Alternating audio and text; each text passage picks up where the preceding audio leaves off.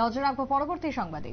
বিদ্যুতের short circuit থেকে মৃত্যু হলো এক শিশুর। বৃহস্পতিবারের এই ঘটনায় সোনামুড়ার অন্তর্গত শোভাপুর গ্রাম পঞ্চায়েতের 1 নম্বর ওয়ার্ডে জানা গেছে যে ওই এলাকার চন্দন নমর নামের 7 বছরের ছেলে বিপ্লব নমর নিজ বাড়িতেই খেলাধুলো করছিল। টিনের বাউন্ডারি ওয়াল তার সংস্পর্শে আসে এবং সেখানেই ছিল বৈদ্যুতিক উচ্চ ক্ষমতা সম্পন্ন তার, এবং সেখানেই তার শর্ট সার্কিট হয়। পরবর্তীতে হাসপাতালে নিয়ে যাওয়া হয় ছোট্ট এক রত্তি শিশুকে। হাসপাতালের পক্ষ থেকে চিকিৎসকরা মৃত বলে ঘোষণা করেন ওই যুবকটিকে।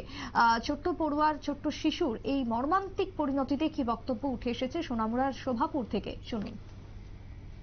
কিভাবে শিশুটা কোন জায়গা?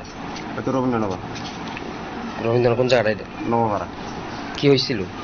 কারেন্টে বাড়ি দিল, খেলতে লাগছিল না? খেলতে গিয়েছে আমার ছেলে লয়েছে, ও খেলতে যায়।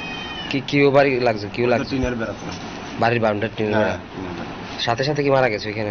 আমরা কইতাম ফসা বিনা তো আইতে লই আছি।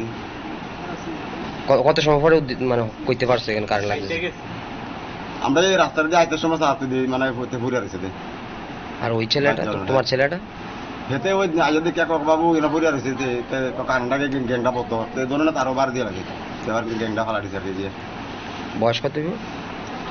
হ্যাঁ, যে মারা গেছে 6 বছর, 2 বছর, 6-7 বছর। কি করে তার বাবা? কি করে তার বাবা? জুয়েল কাজটা করে আর কি। বাবার নাম কি? ওই তোর নাম কি না? চন্দন।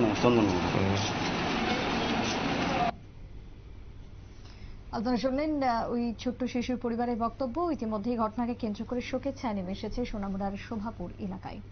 ছোট্ট একটা বিরতি নেব, ফিরে আসবো বিরতির পর, সঙ্গে থাকুন।